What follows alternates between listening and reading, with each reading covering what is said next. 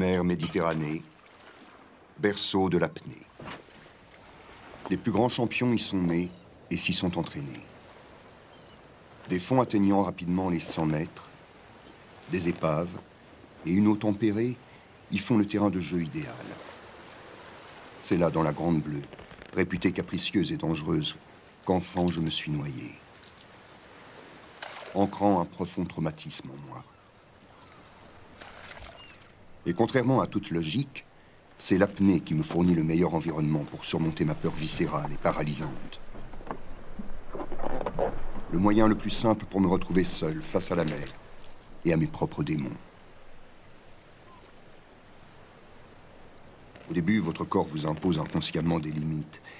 Il vous empêche de descendre trop profond ou vous fait remonter avant que l'appel de l'air ne se fasse ressentir. La peur exacerbe cette autoprotection. Ma progression s'est faite alors plus lente et difficile. Beaucoup vous diront que pour briser ces verrous mentaux et progresser en apnée, il vous faut pratiquer des heures de yoga, découvrir des secrets de ventilation et surtout ne pas fumer. Pour moi, le vrai secret se trouve là, dans ma tête. Je me détache de tout ça.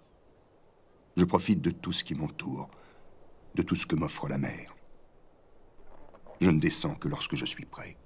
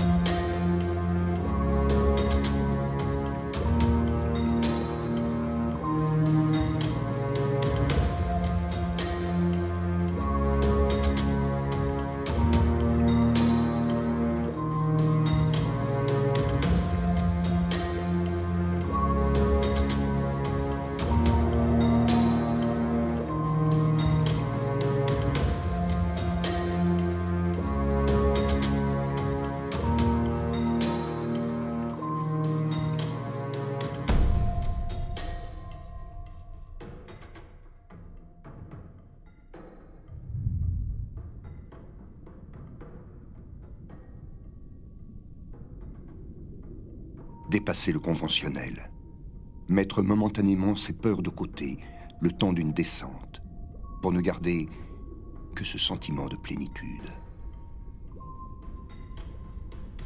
Vous voyez, sur Terre, j'aurais dû escalader cette falaise. Ici, j'ai juste à décoller.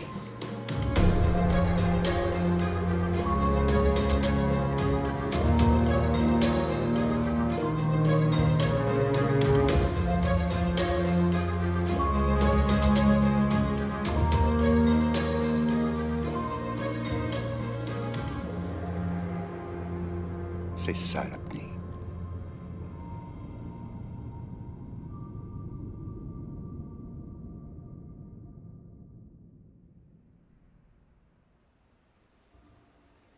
L'arrogance me fait sous-estimer ma peur et m'amène une nouvelle fois dans le bleu.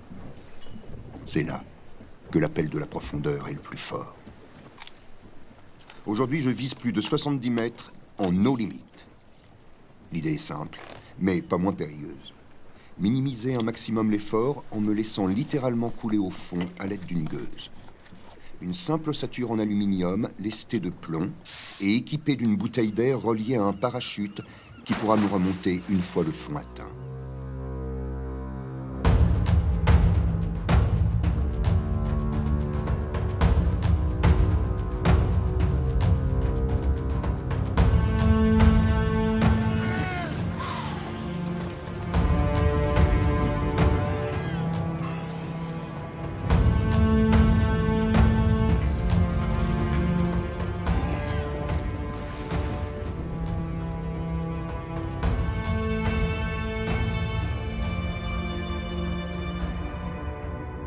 C'est une chute dans l'espace qui commence. Dans cet espace sans vie apparente, je suis un explorateur. À chaque mètre que je gagne, je perds en échange un peu de lumière. Le soleil ne sera bientôt plus qu'un souvenir.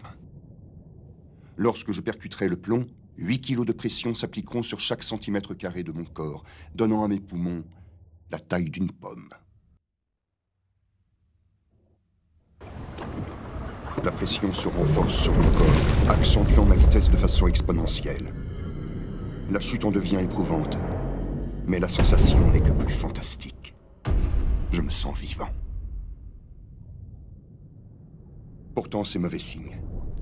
Déjà, mon corps me ramène douloureusement par des spasmes à la réalité inhumaine de mon environnement. C'est beaucoup trop tôt. Je ne suis pas censé les avoir avant d'approcher de la surface. Une profonde angoisse ressurgit. Et si je n'arrivais pas à remonter? Et si cette fois, j'étais allé trop loin? Je dois remonter au plus vite, je manque d'air, j'ai peur. Mais je dois rester concentré, car il n'y a aucun repli possible. Abandonner ici, c'est mourir.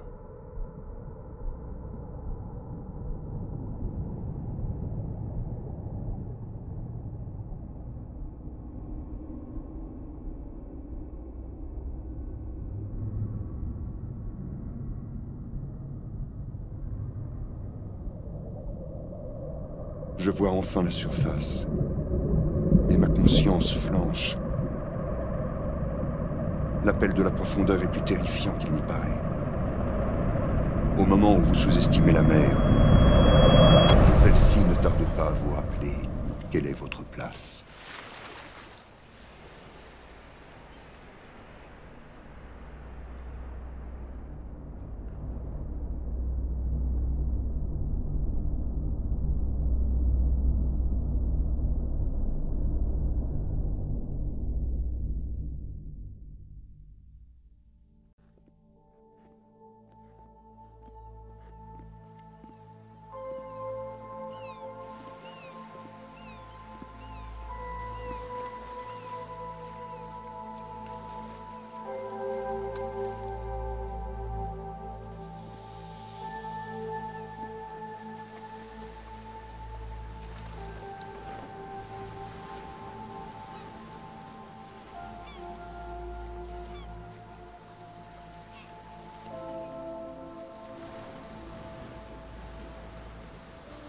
J'ai été arrogant, et la syncope a été brutale.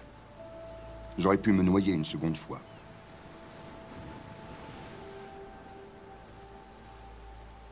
L'arrogance fut peut-être un stade nécessaire pour repousser les limites de ma peur, mais je ne veux plus plonger de cette manière-là. Désormais, je dois cesser de la dénigrer pour avancer. Je dois l'affronter une bonne fois pour toutes.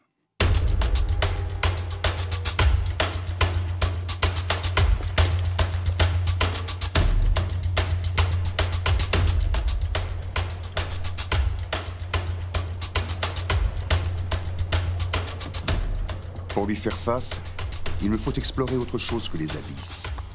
Un vestige du passé qui me hante. Cette fois-ci, plus aucun artifice n'est permis. Mon corps sera le seul moyen d'accomplir cette épreuve. Je dois être seul. Seul pour combattre ma peur. Car pour vaincre nos peurs, nous nous devons d'être seuls.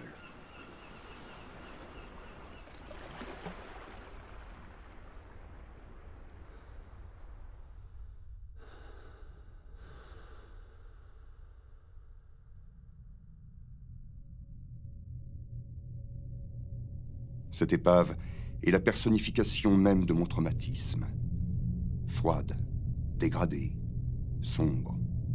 Une chose ancienne enfouie au plus profond de moi que j'ai toujours voulu fuir, sans me rendre compte que je n'avais fait qu'emprunter un raccourci pour mieux la retrouver.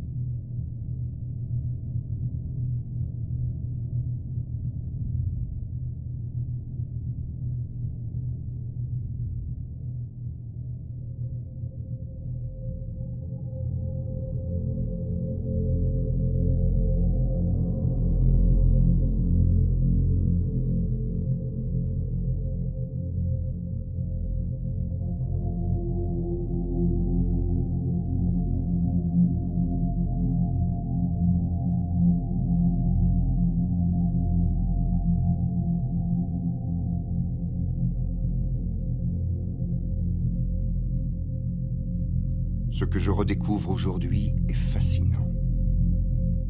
Ce qui séjourne dans l'obscurité des abysses n'est pas une bête, mais un sanctuaire qui a su surmonter les affres du temps et des éléments, attendant patiemment que je vienne lui rendre visite. J'ai compris peut-être un peu tard que je ne devais plus la fuir ou chercher à l'affronter, mais avancer avec elle. Sous l'eau, la peur reste la seule chose qui te rattache à la surface. Et ce n'est pas négligeable. Je sais qu'elle sera toujours là, prête à ressurgir.